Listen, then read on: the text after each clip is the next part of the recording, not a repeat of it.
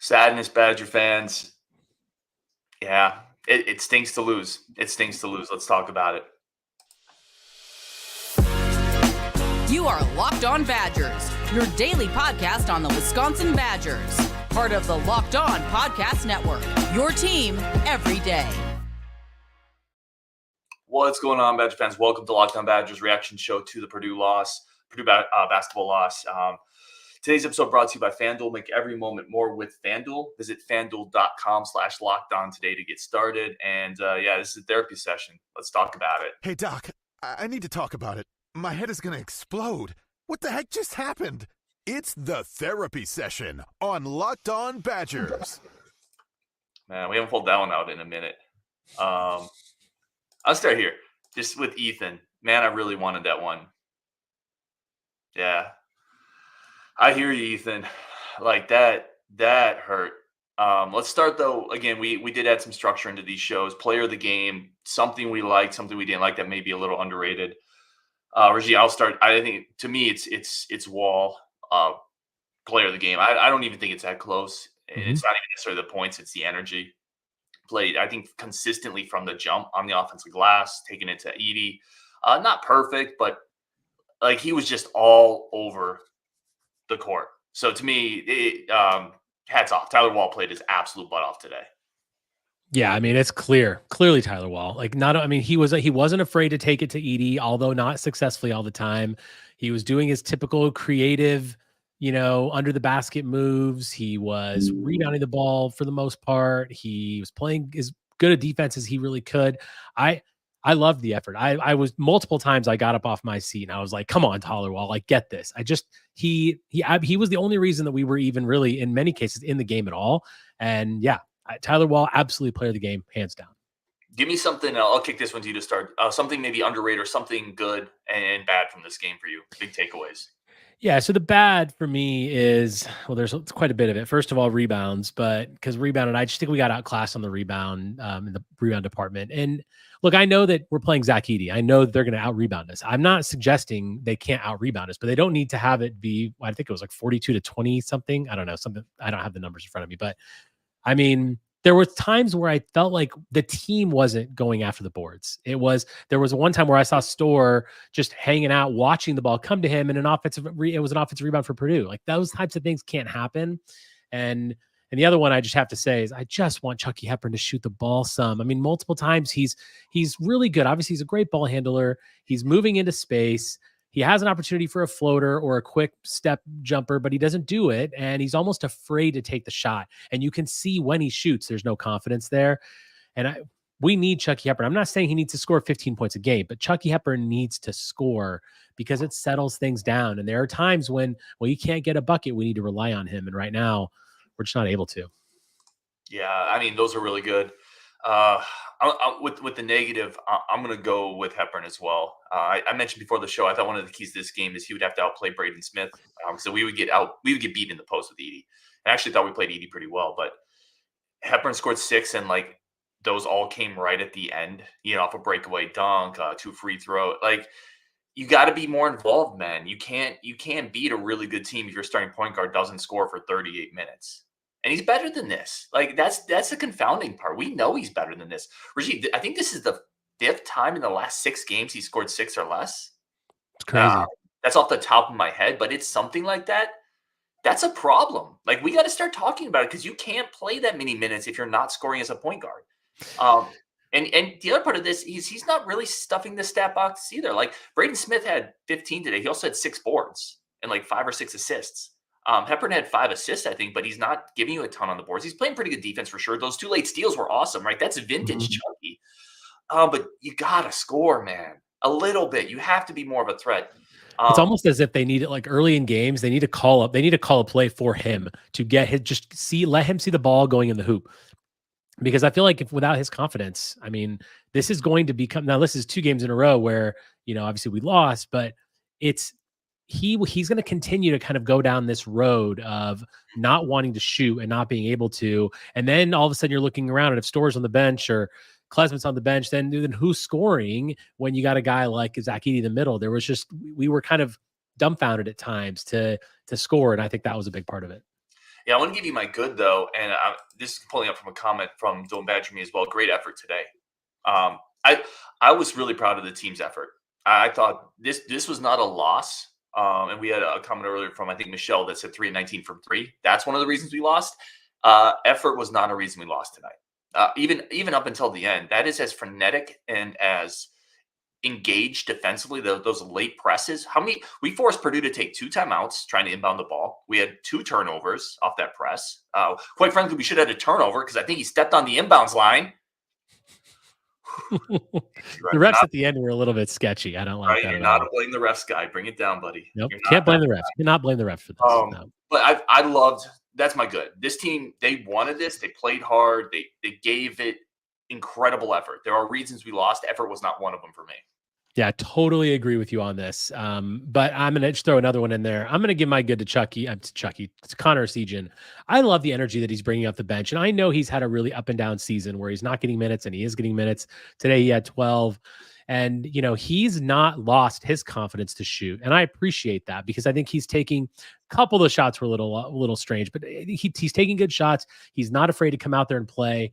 And I love that effort. You're talking about a guy who's literally barely seen the floor. And now against the second ranked team in the country, he's asked to play a big part. So credit to him in the way he played off the bench. I want to see him play more. I think he's now earning his way onto the court more. So let's hope that continues. Yeah, Connor's interesting. I do also want to give credit to Purdue. Purdue's really good. We talked about it before. Like that's a really, really good team. And all credit deserved there. They didn't play their best game either. But yeah, the Connor thing's interesting to me because here's a guy who comes in. He sparks kind of that second half run. He goes 3 of 4, hits that kind of baseline shot, makes a couple really nice cuts. He plays okay defensively. That's never going to be a strength, but I think he's gotten better there. I don't know what it's going to take to get Connor more consistent minutes at points, Rajiv. And there's a point in this game, and I'm not suggesting this in the bigger picture, but there's a point in this game where, again, Hepburn's not scoring. And Chucky has, 6 points in 9 minutes? Or Connor, Connor has 6 points in 9 minutes, and Chucky's not scoring. I know you're giving up some stuff offensive or defensively, but there's a point you need some buckets, man. And I would love when one of the players is on a bit of a heater. We talked about this before. Gard to just kind of let that dude cook a little bit because it's a lot to expect Connor to then sit for that and come back in and hit big threes when you absolutely need them. And you know what? And you've said this before, I think many times about playing small ball a little bit. Let's get some more guards out there. That doesn't have to. We can only just play with those 1 and 2. We can play with 3, even 4 guards at times, and make a small lineup. Allow there to be guys that can score from different ways on the court at the same time. Because right now, sometimes it's too predictable, and I think that's got to change. I do need to say one thing. I also want to say about Purdue, fantastic. Look, this team is incredible. Okay. Zach Edey's amazing. He's virtually unstoppable. Braid Smith, Lawyer, Jones, they're where they are for a reason, and they're going to win this Big Ten conference for a reason. My niece, it's her birthday. It was her birthday this week. She went to the game with my sister and my brother-in-law. They both went to Purdue. So I can understand why my niece is wearing a Purdue shirt, but they did go to the game. Happy for you, Neela. Congrats on the win, but sucks for the rest of us. I'm not going to congratulate you, Neela, on the win. I don't care. So, sorry. 16th birthday, by the way. Yeah, happy birthday for sure. But I'm not congratulating you on the win. I don't care. I don't care if you're kin to my good friend Rajiv. All right, we'll take a break there and then just get into a bunch of your comments. Guys, who are your players of the game? What's frustrating you? Does this alter your big picture outlook of this team? I want to talk about that next, coming up on Locked On Badgers. But first, a quick break for our friends of the show over at FanDuel. FanDuel is your number one source for all your sports betting needs. Y'all know that it's where we go because it's easy, it's simple, it's fast. Those are tenets of my life. I need things that are easy, simple, quick. The user interface is incredible. They are the official sports book of the NFL for a reason. Obviously, Super Bowl's coming up, but college basketball, NBA, a ton of action out there, and you can do all of the action on FanDuel. Any type of bet, parlay, future, spread, teaser, plus all the sports are all there. The payouts are incredibly simple, incredibly quick, incredibly easy. There's a reason that we use it. It's FanDuel.com/lockedon. Once again, that's FanDuel.com/lockedon. They are the official sports betting partner of the NFL, and a reason that we go and when we need to place a bet over on the Locked On Network, we do it all on FanDuel. FanDuel.com/lockedon. All right, Rajiv. Let's throw some comments up. What do you got up there that you found was interesting? So we already think, where did I put that up there? Yeah. Thomas Miller says, guards outplayed UW, and that could not happen for us to win today. Chucky was very absent. I think guard needs to push him, taking the mid-range, mid-post jumpers. So do you think that this is coachable to an extent? I mean, how do you feel like Chucky moves forward from here? I mean, and do you think guard really gets involved in that? I don't know. It's super weird to me. It's almost like, right, what did Chucky hear all last year? And I can tell you he heard some of that in social media. Dude, you're shooting too much. Like, dudes, run the team. Find the open guy. Stop taking jumpers, right? And now that pendulum, and it's weird because it really wasn't as much at the beginning of the year, but it feels like it's swung to the point where he's only looking to set dudes up. And I guarantee that's not what Greg Gard's saying. Greg Gard's definitely not telling a guy who's a career really good 3-point shooter to be like, no, dude, pass that up. So I don't know what it is. I don't know if there's some type of injury that's lingering, if it's a mental block at this point. He has just stopped shooting. I'm telling you, there's a run here where he scored 6 points in 5 of the last 6 games, I think. That's incredible. I don't know. I don't have the answer. I have no clue what's happened to this, to a really talented offensive point guard. Right. I mean, just from our perspective, for me, it looks like it's a mental thing because he's in a situation where he's like, oh, no, I'm not going to shoot. I'm not going to do that. Even though I'm going to just dribble around, I'm going to try to find someone else, maybe find a cutter. I mean, the assists are great. That's fair. But and I was looking for a comment, but I didn't see. There's been many in here about it. But I think we should talk about AJ Storr a little bit. Yeah. I think he had a very rough game, and look, I know he's good. I know he's really, really good, and he brings a ton of athleticism, and there's a time when we need him in the game. But man, once again, I think his shot selection is very iffy. There were times where early in the shot clock, he's taking these jumpers that are very contested, and you can look elsewhere. Mm-hmm. That being said, I do appreciate the aggressiveness. I mean, you have to give him that. You have to say, like, sometimes when we need a guy to make a bucket, he's out there trying to make a bucket, and I give him that. But that sometimes it's like what we said last year a lot. That can't be the best shot we can get. A contested 3 or a contested jumper, mid-range jumper, when someone's all up in Storr's face, cannot be the best shot we take. And obviously he just missed a lot today too. Like he shot a horrible field goal percentage. If he was making them, it would have been a different game. But it's just at some point, I just think that shot selection is really, really iffy at times, and it does hurt us. It just does. Yeah. So the Storr conversation is super interesting to me. Because he took 4 threes. I would say 2 of those were definitely looks that I kind of winced at, right? They were quick in the shot clock, contested. But he missed 4 or 5 mid-range jumpers that people have been clamoring for him to take. So some of those mid-range jumpers, like, you want him to take those shots, and he's just going to – sometimes those shots just don't go in. Also went, I think, 6 or 7 from the line. Like, he was the guy kind of consistently getting to the free throw line, putting some pressure on Zach Edey in the paint. I guess I'm just not quite as frustrated. Like, I guess where I'm at is, yes, like, this is a bad AJ Storr game. He was 4-15 from the field. I don't hate some of those looks. Some of those looks he's going to bang in other games. And what I've said about AJ Storr, I feel like I'm pretty consistent on is he's kind of a bad shot taker, but he's also kind of a bad shot maker. And you're just going to have to kind of live with that. He's got a little Johnny Davis in his game where he's not always taking the cleanest looks, but he's athletic enough to hit them. And if you want him taking those open mid-range jumpers, you can't be too upset when he misses them. Yeah. I hear you on this, though. Like, there were shots absolutely where I was like, dude, that's early in the shot clock. But I think that's just part of the bag this year, and you kind of have to live, for better or worse, ride that wave to some degree. Yeah, it is kind of a fine line, right? Like, there are times where you're like, okay, he's got to take those, but it's like most of us can feel that. We're like, geez, do you really need to take that shot? Is that really the best you can do? And that's what's frustrating. But again, like you said, we want a guy who's willing to do that and take those. I think I would have liked to have seen more aggressiveness out of Klesmit tonight. I think there were times where, I mean, he's obviously a great shooter, and there are times where he actually passed up the ball. I'm like, dude, you got to go make a bucket. And when there were times where I'm looking out on the floor and you're just like, where is our next bucket going to come from? Because Chucky's not taking it, Storr is not making it.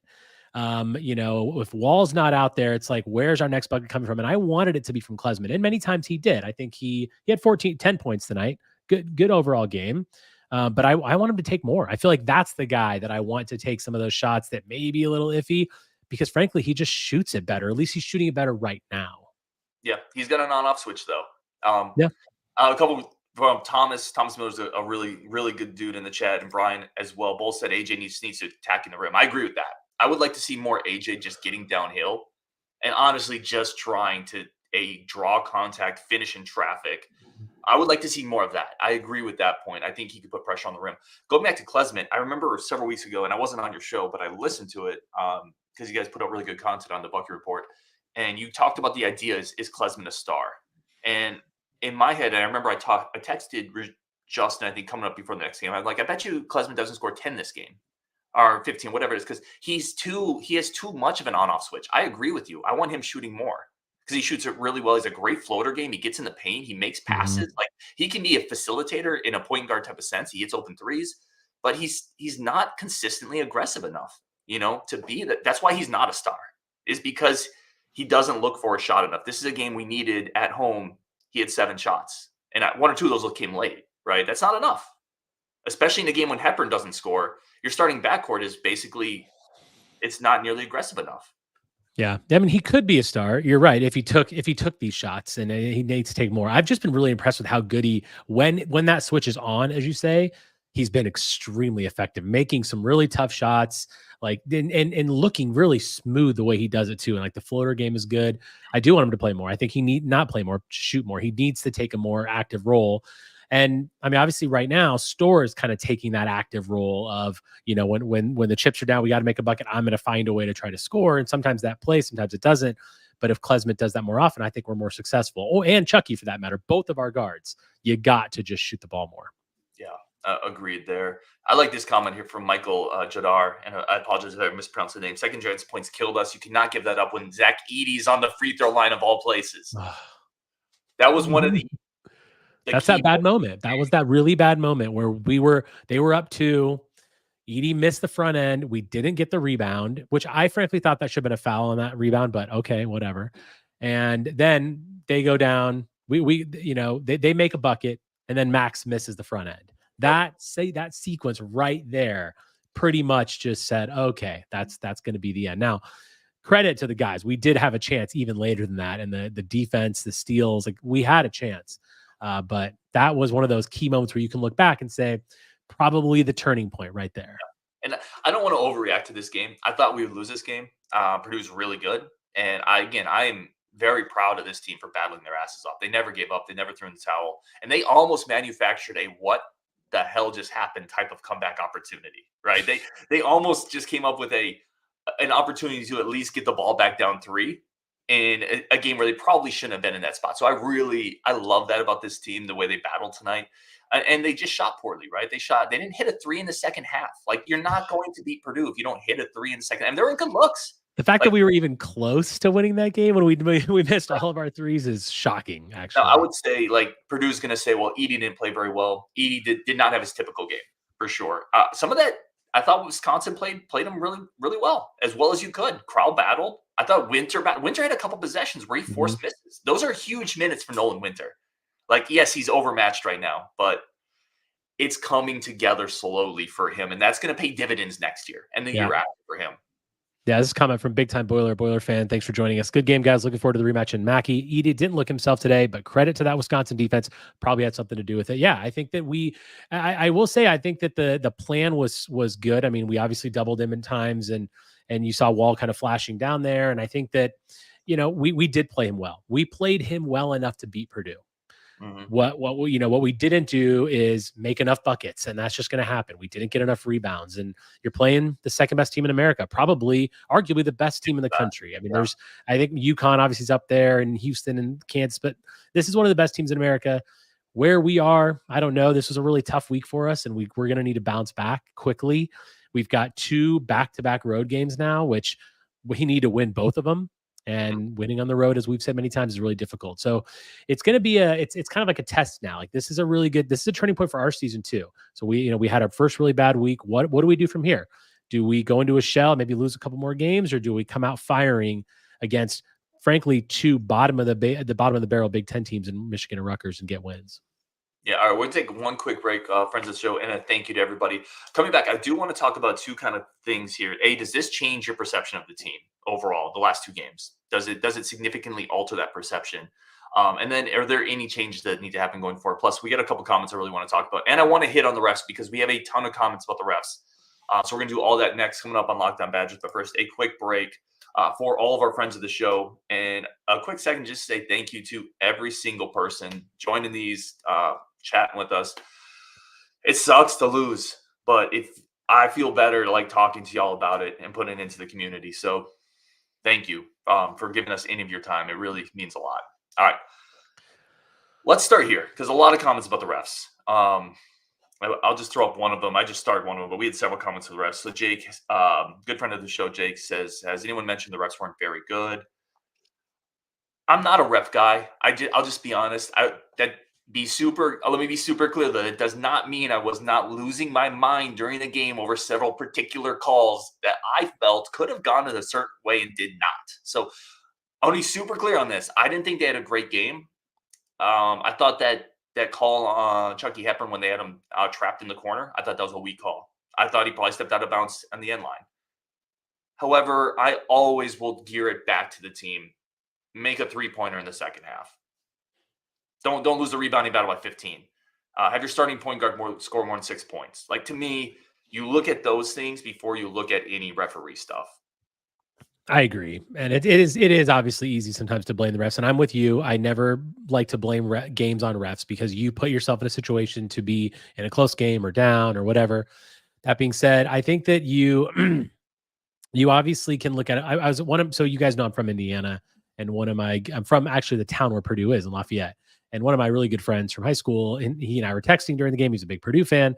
And he was like, look, we're going back and forth about the refs. And he's like, look, we're watching the same game in different colored lenses. Like, I'm seeing the same things the other way that you are.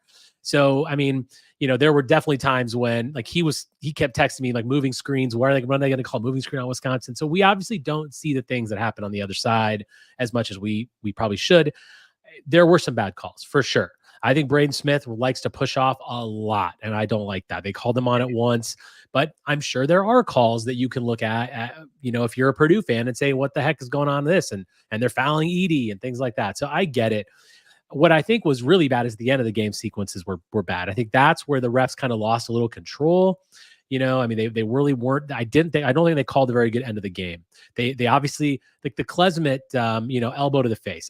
That to me was a good non-flagrant call. I don't think it was flagrant. You could argue, because my Purdue fan friend is texting me, well, Klesmet initiated the contact. You could argue that's not even a call. But I guess what I'm saying is, like, however you look at the game, there's issues on either side. I don't blame games on refs. Do I think they had a great game? No.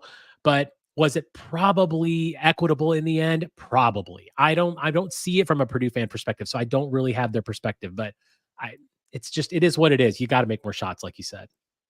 That's it. And I guarantee you, here's the thing. I absolutely guarantee you Greg Gard doesn't go in the locker room on his whiteboard, and the first thing he writes up is it's the ref's fault, right? Like, so it's not the ref's fault. Purdue's a better team. They played like it. We had to play really well to beat them, and we had a shot, and we didn't play well enough. That's it. Like, that's their backcourt outplayed us. Bo Dragan says the Purdue guards are going to destroy us for the next 3 years. They are smooth. I don't know. We'll see what Daniel Freitag has to say about that. We're going to get better too. We're going to get better too. I do want to put this up there because this is a kind of more big picture thing, and I want the thoughts in the chat too. And then we have a few more comments I want to get to. Last two games, did they change your perspective of this team, Rajiv? The last two games worry me. I wouldn't say they changed my perspective a little bit, but they put up some red flags. And you've heard me say before, scoring droughts is something that this team hasn't had this year. Now you can kind of see, I guess what I'm saying is I feel like I can see some of those offensive scoring issues. There are times where I watch the game and I'm like, where's the next bucket coming from? I'm not really sure. If Store is not hitting a higher percentage, it looks a lot worse than it probably is. Should it change people's perspective? I don't know. Does it change mine? A little bit. To be honest, it does a little bit. I'm thinking, okay, top 10 team. And you know me, everyone in this chat knows that I'm, very prone to the hyperbole and the, like we're incredible. And yes, I do get like that. And it's just part of who I am. And so I was thinking top 10. I was thinking maybe we can beat Purdue and maybe we can beat Nebraska and Purdue. And then we're a Final Four team and blah, blah, blah. I think it just brings us down a little bit to say, okay, you're not the best team in the conference. Maybe you're the second, maybe you're the third. Obviously, we're a tournament team. I still think we're a Sweet 16 team. Do I think that we have the tools for a deeper run? Yes. But You can't play the way you did in the second half against Nebraska. You can't go 0 of 10 or whatever from 3 against Purdue. You can't get out-muscled rebounding against teams. That's where I think it hurts a little bit, is I feel like some flaws have been exposed in the last couple of games that hopefully do not continue past this game. P says, I believe. P's always a good member of the community. No, I don't think it changes my perspective. I really don't.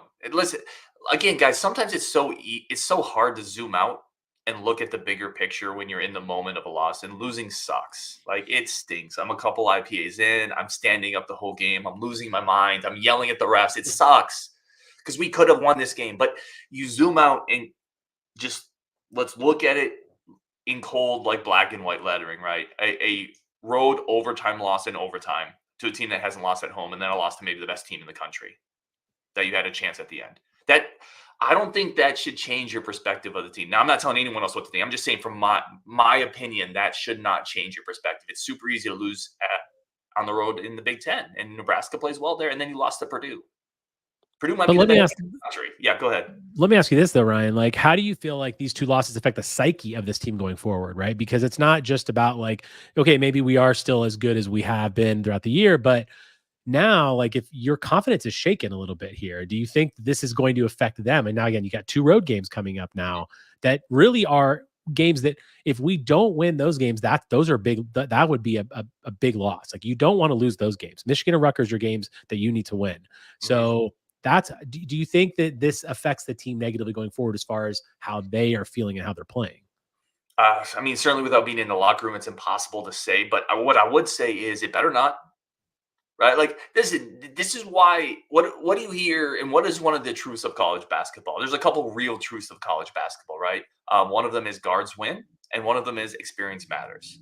And there's a couple more for sure, but this is such an experienced team. 2 losses in conference better not freaking rattle them. And if it does, then there's something in the locker room that's not quite right. Right? If it does, then we're overrating the leadership ability of and I don't think we are, by the way.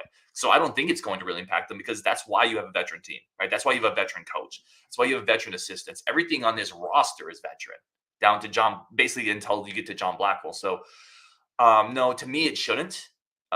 It's because otherwise, what's the point of having a veteran team is what I would say. But if it does, like, if this spirals, then yeah, then we aren't who we thought we might have been. But again, consistently, I think I've been just a tick lower than you guys on this team anyway. This kind of feels like about where I thought we'd be, which is, I think we're going to be ranked like 14th in the next ranking, somewhere in that range, 15, 16, somewhere. That's really good still. You know, like, let's not lose sight of what is still ahead of us because of what we just saw the last 2 games.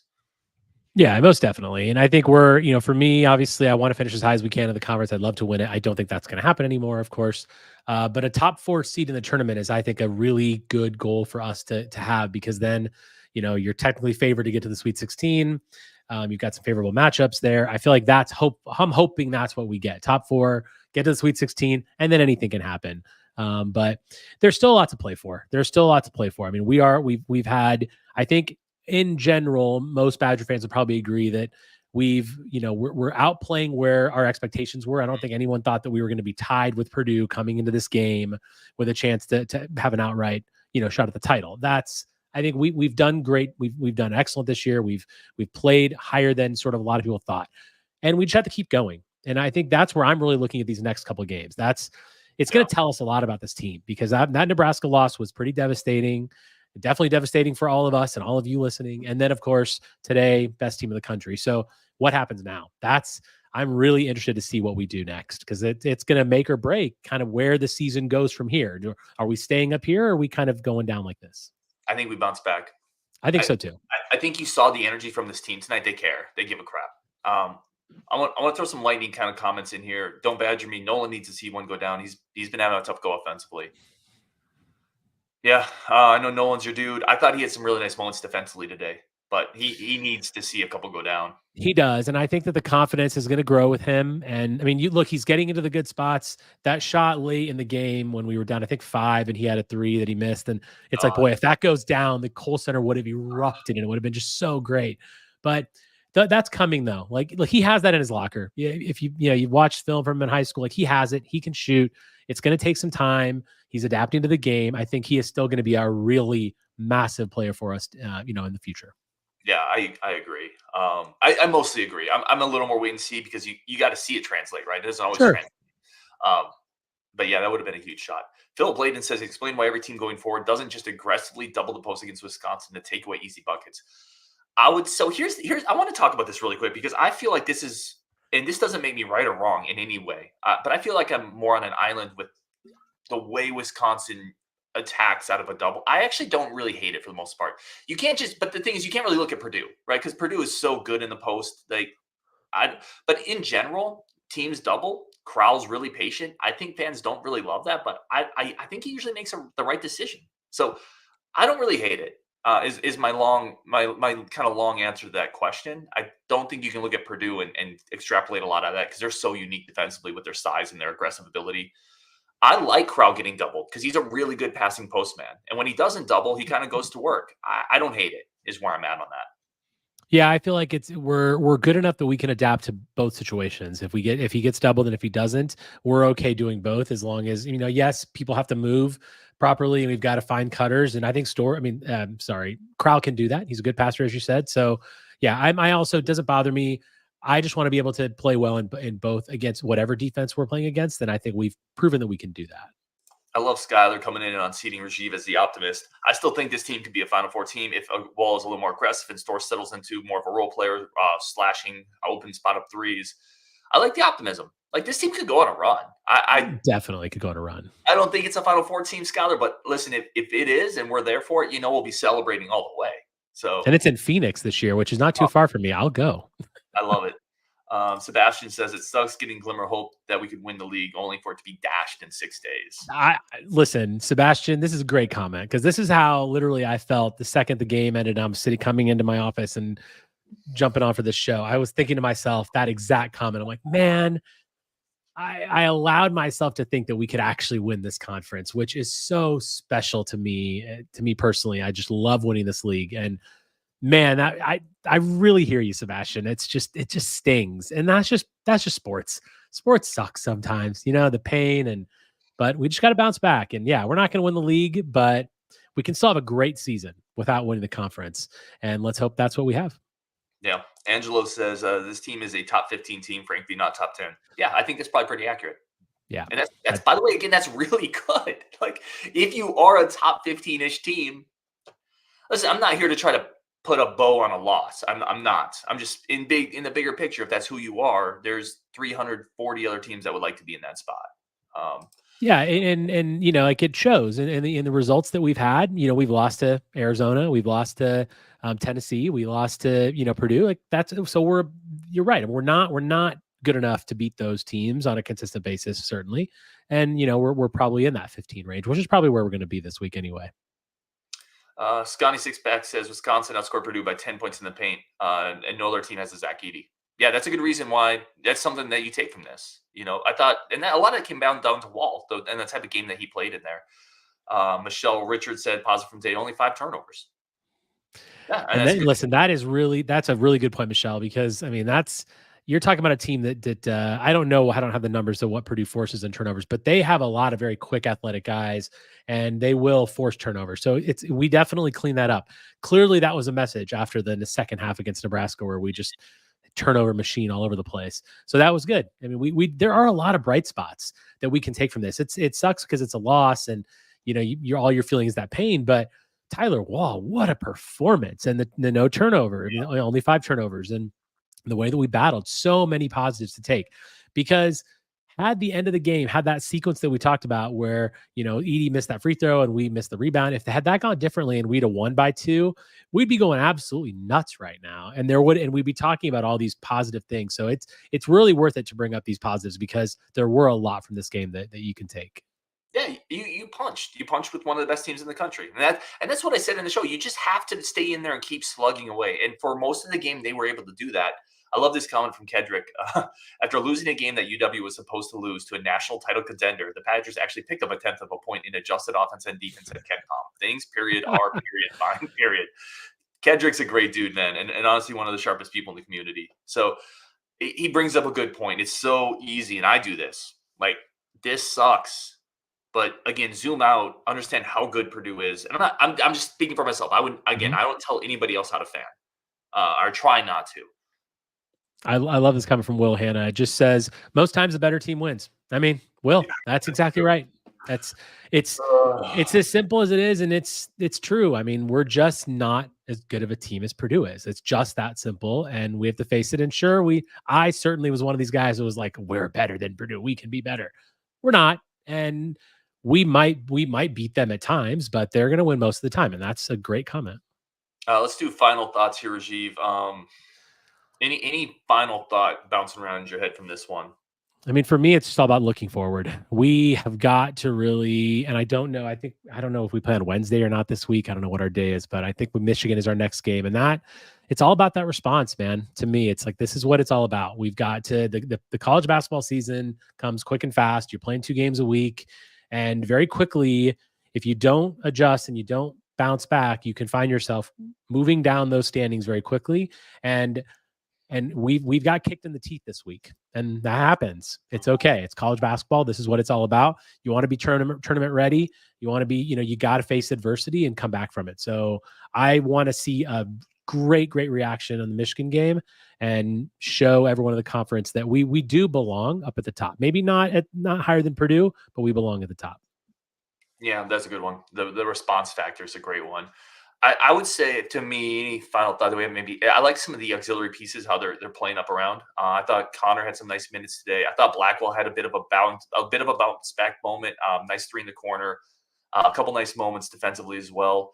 I know he looked a lot match. I like Winter getting out there and battling. So I think a lot of those little pieces starting to come together makes me feel a little better. My biggest concern going forward is still, I don't know what's going on with Hepburn, and it's going to be difficult to win if you consistently don't get any real offense out of him, because he's not even really setting a lot of guys up with spoon-fed layups, right? A lot of his assists are kind of plays at any point. I hate to say, are plays that most Big Ten point guards can make. So it's a bit of a black hole offensively, and it's hard to win when you're getting that, and Max Klusman's a little inconsistent, and Storer has maybe a bad game, and Crowell's getting overpowered in the post. It all, to me, comes back to Hepburn. We have to get him back to what he was early in the year. Totally. Absolutely right. Because he can, like you said, he can kind of fill those gaps when you do have those moments where the guys aren't all, at the top of their game and no one's really firing on all cylinders. He has to be that guy that can step in and say, okay, I got this. And I think he did that a lot in the Nebraska game. Like, obviously we didn't, not too well, but there were times where he came in and we settled things down. After they went on their big run, we kind of came back and had a little mini run of our own. And so he did that in that game. This game, he really didn't do it at all, except at the very end with the steals, which is great. And that's what he needs to focus on. Just keep doing that. I love fans. Like Mike says, I hate losing, always will, no positives. Listen, that's a fair response. I'm not here to tell you you're wrong on that. That is a very fair response, man. It helps me, Mike, to find positives, which is why I do it. But I totally hear that argument. I have a lot of friends who are similar fans like that, and they don't want positives, and that's fine. It's how it makes me cope with the game a little bit better. Yep. Michelle says, thanks for the therapy. Again, that goes both ways. Thanks everybody for being here so we could vent too. That's what this community is kind of all about. All right, we'll wrap it up there. On Wisconsin, we'll finish with this one. K5046. At least this is Edey's last year. Yes. No Until more. their never-ending line of recruits just keep coming in. My gosh, right? I keep looking at comments, man. I just can't. But anyway, we'll wrap it there. On Wisconsin, guys, obviously a huge bounce back week. I think we covered most of this game here, but let's bounce back and get a win. Rajiv, thanks as always for jumping on, man. I feel like you should read this one. This is really the last comment. This is like needs something in advance of Ryan's rooting for his 49ers in the Super Bowl. Yes, Ryan's got 1 week left before the big game. Man, can I tell you really quick? Sometimes, and now again, we'll go off on a quick tangent, but like somebody left a review on the show and said, "Stop effing talking about the 49ers." And I'm like, oh my gosh. So now I think I just do it during my Bet Online reads mostly, my FanDuel reads, but I'm sorry. Listen, I don't know. He left me a 2-star review. You could at least give me 3. Hey, we're all fans of different teams. You guys see the Colts helmet up behind me. I'm a Colts fan. We all have different teams we're fans of, but this is what we all agree on is this team. this team, this community. Appreciate all you guys so much. On Wisconsin, and we'll talk later.